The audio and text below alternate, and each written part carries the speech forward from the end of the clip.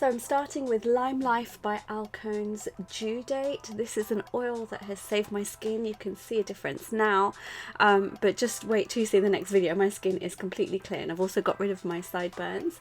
But yeah, I'm priming my eyelid because I'm going to do a super high editorial look, not necessarily one that I would do for brides or for clients, but one that I love to play with colour, and so I use my YouTube for that little outlet. So by adding a primer that is very light colour and very high tack, as in, you know, it will grab the colour, will just make the colours really pop. Now stupidly I decided to powder it, and I powdered it with Makeup Atelier's powder. You don't do this, don't powder it, because it won't grab the eyeshadows as well or blend. But I'm so excited to be using the James Charles Morphe palette for the first time, using the lightest colour and sticking that in my brow highlight area.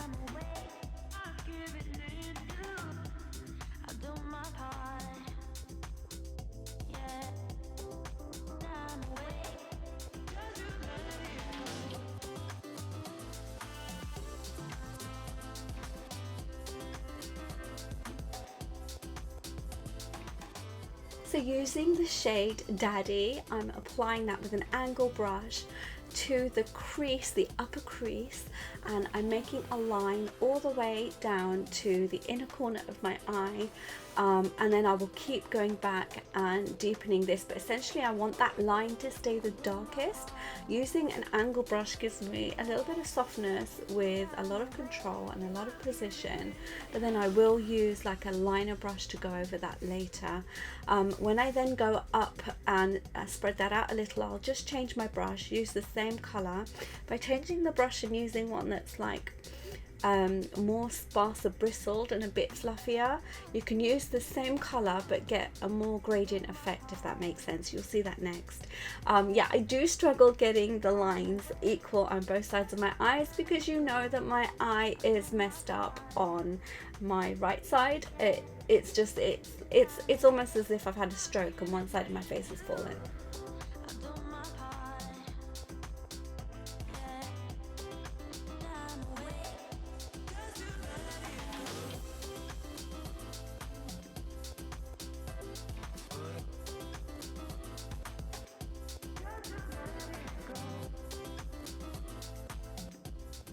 So I love this range of brushes for creating looks like this, because I get so much control and the brushes are tiny.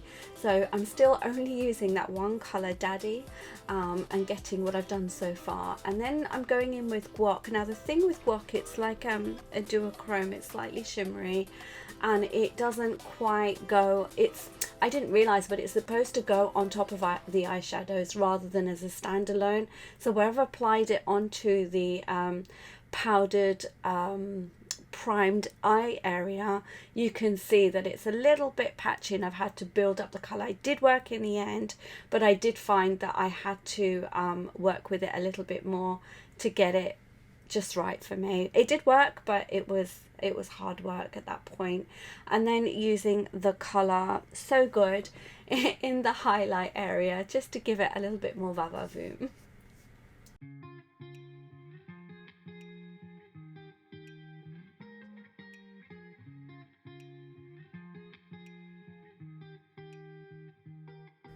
So at this point I decided that covering my highlight or my primer with powder wasn't a good idea, so I took it off and redid it using the Cut Crease canvas by Revolution, which is what I used before, but this time I didn't powder it.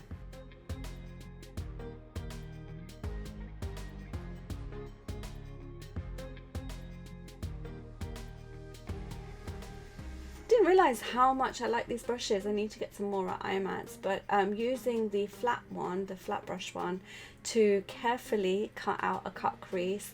This does take time. You only see a little clip, but it takes time. And then going in with So Gold, and this time you can see that it just went on a dream. It grabbed the colour and it allowed me to spread it a little bit. This colour is really pretty, and using it on top of eyeshadows, which you'll see later, looks gorgeous. So by this point I was like, I'm so happy I spent the money on this palette, because it was really nice to work with. And by this point I was like, there were so many colours in the palette. that I could create any look and it would be fine as a standalone palette in my makeup artist kit. So this isn't a sponsored video. I did pay for the palette myself. I'm not under any obligation to make any statements about how good or bad it is. I'm just really, really impressed with it at this point, as I was with the one that I used in my previous video, which was the Jeffree Star Alien palette, but I think that's just a little bit too green to keep in my professional kit, and there's a colour in there that I absolutely think is my all-time favourite green, so yay me.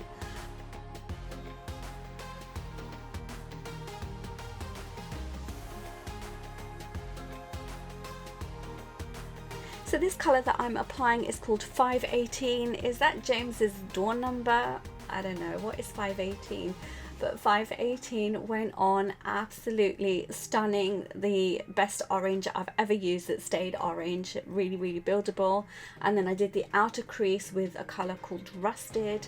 You can see that I'm applying the colour with tiny, tiny taps of this Morphe brush, and just keeping it very, very contained within that outer area, and then just bringing it into sort of the eyeliner area, and using that orange, I'm kind of just pushing it back into the orange, the darker orange, and then back out again, just to create a transition, but I'm doing it with the tiniest, finest of movements.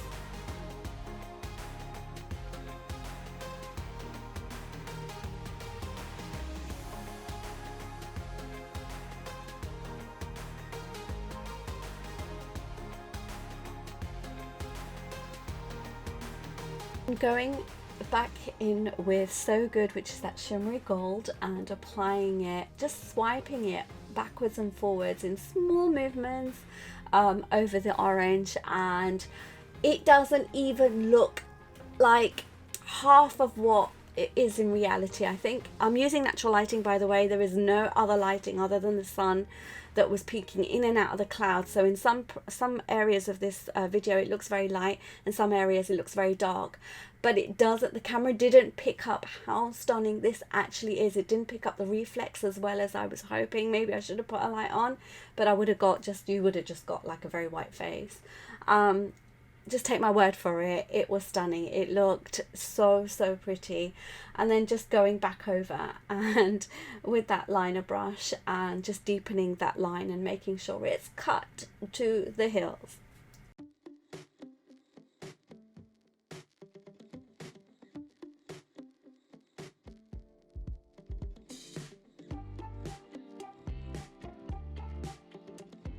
I love my inner corner highlight. I'm using a colour called Flashback, and I'm taking it up to my brow, kind of creating a blocky line with it. As I said, I wanted this to be an editorial look as opposed to a look that I would do for a client, so I wanted it really, really striking without it being another colour or anything too shimmery. So I've gone in with that white matte called Flashback.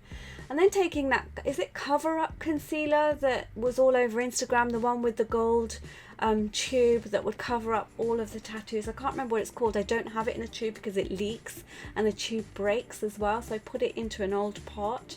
I put it into an empty Inglot pot and just using that for most of my face, but I will go over it with foundation. I kind of just really wanted to cover dark circles and my pigmentation around my mouth.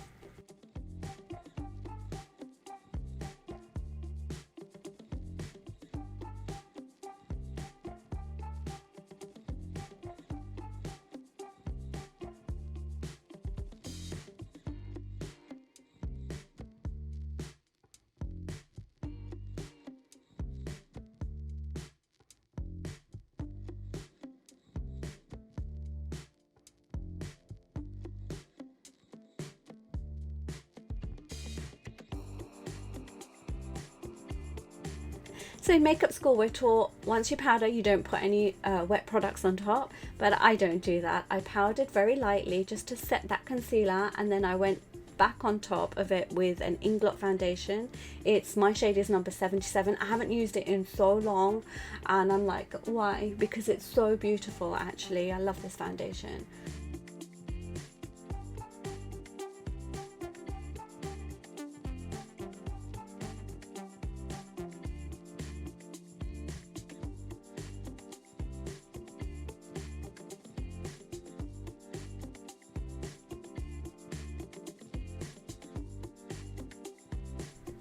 Okay, taking my bronzer from the Jennifer Lopez Loves Inglot collection. I will write the details of the actual product in the description bar below, but I use this every day.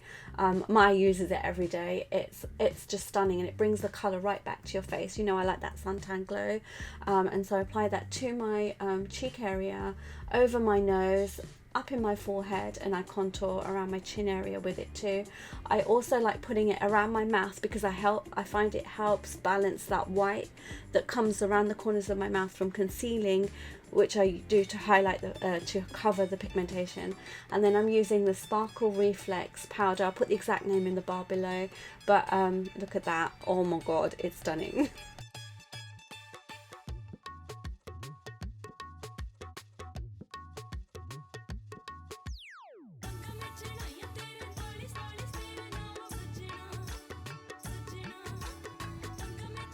I'm using Alcone's sample LimeLife Brow Gel just to tidy up my brows. I must say, any Alcone products that I've used were sponsored, where they were given to me to try out as a makeup artist.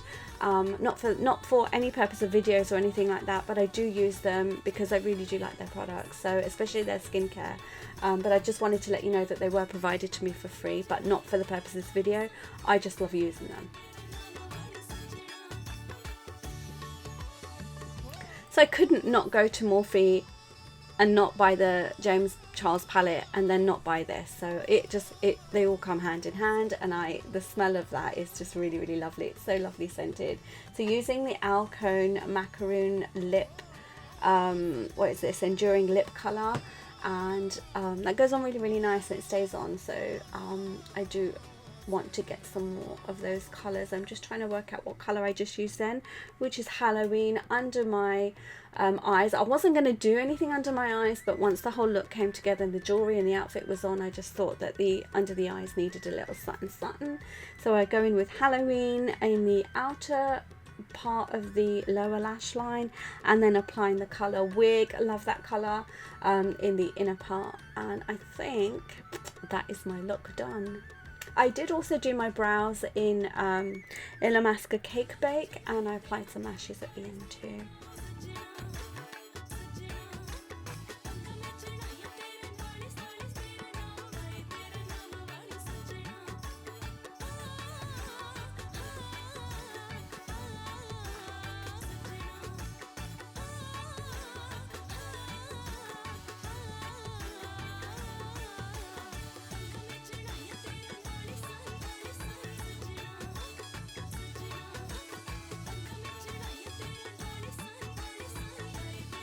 Oh my god, Nisha, how long does it take to do your lower lash line? Hurry up.